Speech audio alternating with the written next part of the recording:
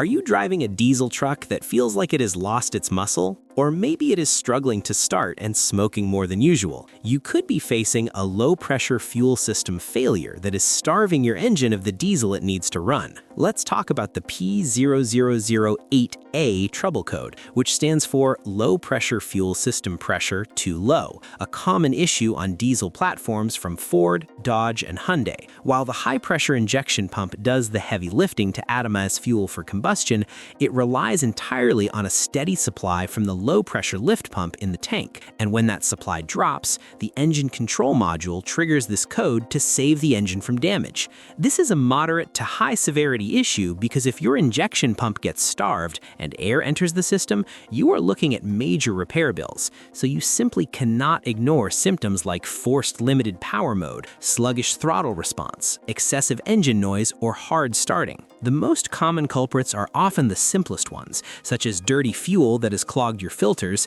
a kinked fuel line restricting flow, or a lift pump that is on its last legs. Troubleshooting should always start with a visual check for leaks, because even a small leak in a closed diesel system can introduce air and kill your pressure. So look closely at rusted lines, filter gaskets, and deteriorated O-rings. Your next step is checking the low-pressure fuel system's filter, usually found on the frame rail. If it looks old or you cannot remember when it was last changed, replace it immediately. But be very careful to follow the proper bleeding procedures listed in your owner's manual, because trapping air in a diesel system will prevent it from starting. You should also inspect the fuel injectors and their connections for any signs of physical damage or leaks, as even tiny particles in contaminated fuel can cause blockages in these precision components.